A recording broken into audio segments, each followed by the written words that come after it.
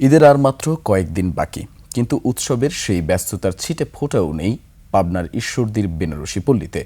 শতবর্ষের ঐতিহ্যবাহী এই তাঁত শিল্প যেন আজ অস্তিত্ব সংকটে। বাজার দখল করেছে ভারতীয় শাড়ি, ফলে কাজ হারাচ্ছেন দেশি কারিগররা। পাবনা থেকে রাজিউর রহমান রুমির পাঠানো তথ্য ও ছবিতে থাকছে সুমন সিদ্দিকী বাবুর ডেস্ক রিপোর্ট। শিয়া বাটার ও ভিটামিন ই সমৃদ্ধ লিলি বিউটি সোপ, তারুণ্যময় উজ্জ্বল ত্বকের জন্য। পাবনার ঈশ্বরদীর বেনারসি পল্লীর ইতিহাস শত বছরেরও বেশি পুরনো। ব্রিটিশ আমলে ভারত থেকে আসা বেনারসি কারিগররা এখানে বসতি গড়ে তোলেন।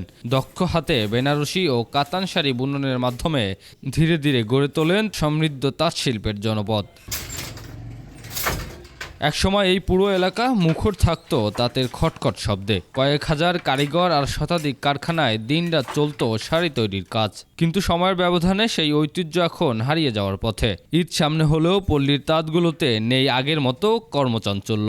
খুঁড়িয়ে খুঁড়িয়ে চলছে কিছু কারখানার কাজ, অধিকাংশই বন্ধ হয়ে গেছে।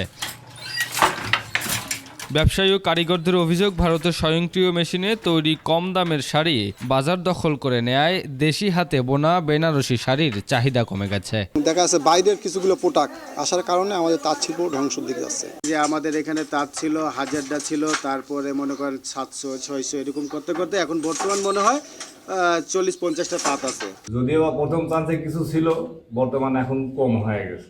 কম মানে আর নাই, এই একটা চলতেছে। ইন্ডিয়ান শাড়ি ঢুকেই না আমাদের এই বেনারসি শাড়ি মারে গেছে।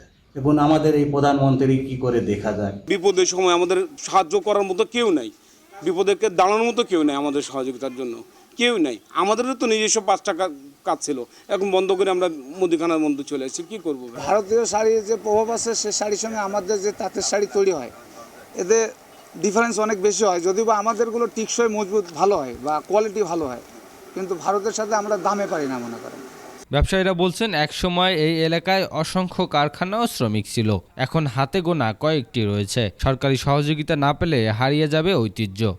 আমরা আজও তাঁত কিন্তু দেশ থেকে ধ্বংস হয়ে যাচ্ছে, তারপরেও আমরা এখনও ধরে রাখছি কিছু তাঁত আমাদের আছে, হ্যাঁ, কিন্তু তাঁতকে আমরা করতে পারতেছি না। শতবর্ষের ঐতিহ্যবাহী বেনারসি তাঁত শিল্পকে টিকিয়ে রাখার আধুনিক প্রযুক্তি, সরকারি পৃষ্ঠপোষকতা এবং বাজার সুরক্ষার দাবি জানিয়েছেন কারিগররা।